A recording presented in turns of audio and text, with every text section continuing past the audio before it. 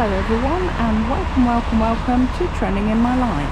And this morning I'm at Biggin Hill Museum.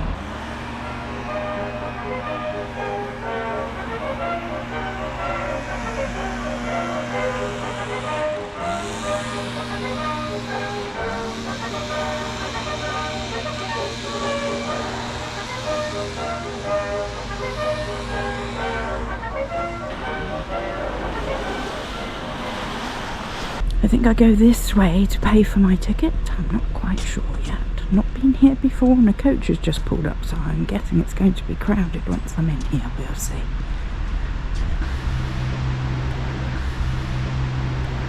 So here I am in the Biggin Hill Museum. Got a lot of flickering on this. I might have to do lots of photographs instead. The Battle of Britain was fought above our heads in 1940. On August the 18th, over 500 bombs were dropped on Biggin Hill. It's hard to even imagine what that must have been like on that day. Also, you have to remember that the average age of Battle of Britain pilots was just 20 years old.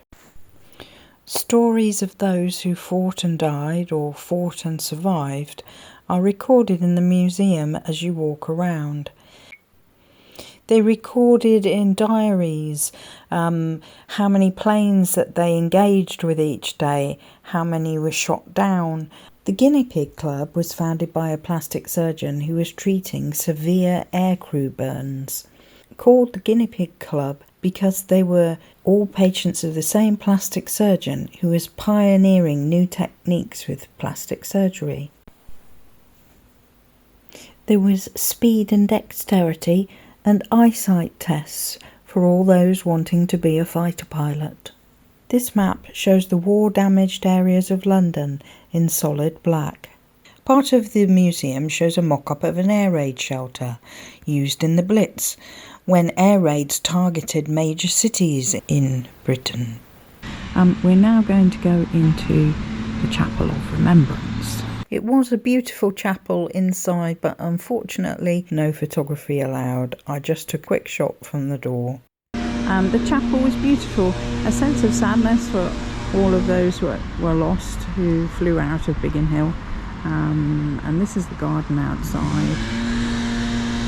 You can see some flowers are in memory. And this is the Garden of Remembrance. We're just going to walk around the other side. We're walking down the side of the chapel at the moment. The chapel has a talk going on that starts in half an hour, and that's why there is a coachload of people here, because they're actually going to the talk in the chapel. It's a very miserable, rainy, I would say drizzly, but it's quite not drizzly, heavy fine rain this morning, and I don't know, somehow fitting to come here to a place where lots of men flew out of here to fight for their country, and a lot didn't come back. Oh, that is the most beautiful bench over there.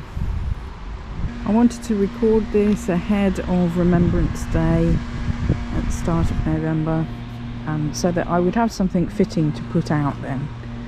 And yes, it's only a small museum, but it tells stories of, the idea is it tells stories of people that were here. I wasn't sure whether I could tread on the grass, but apparently I can, because there's picnic benches over here. And there is the actual aerodrome, the airstrip, where the planes used to fly out of. I might get a bit closer actually. If I get a bit closer, I can then put my lens through this set of wire so that you can see better where the planes flew out of.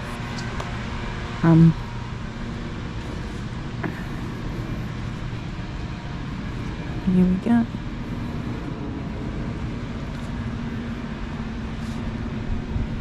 There we go. If I put it through that lens, at least you're seeing more. And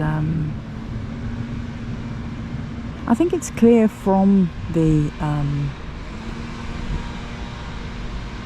descriptions I read, and I've only read them briefly because I will read them more thoroughly at home, since I videoed or photographed them. But it was clear that there was, during wartime, when you have pilots that fly into battle, that there is a very gung-ho spirit, a very much we're defending our country, and you know, they go out with a very positive attitude, let's say, no matter how many times those squadrons take to the air, they and don't know if they're going to come back or not.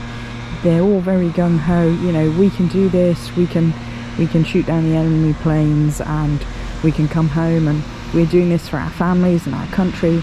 And yeah, I mean, it's very admirable, very, and the fact that so many of them died is very touching. I think that a Remembrance Day for our armed forces that died in whatever battle it may be, in whatever war it may be, it's good that we do remember them, and that we will be doing with our poppies on Remembrance Day.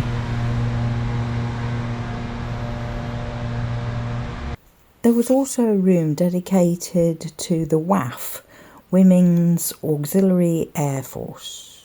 And again, like the previous rooms, it detailed personal experience of individuals like Edna Button and Jackie Mogridge. In this way, bringing it more to a personal level. There were also some beautiful stained glass windows in that room. There were some fascinating model planes under domes as well, which identified each kind of plane.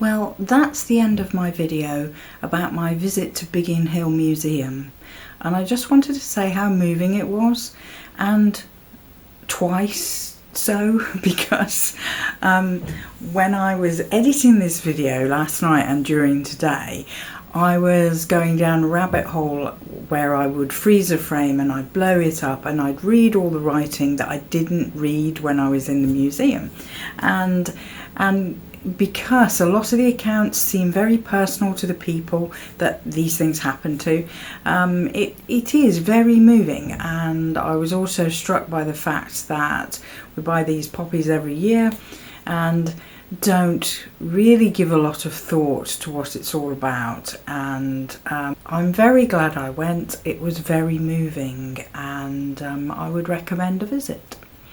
So please like, comment, subscribe, share with a friend, and come back next time. Bye for now.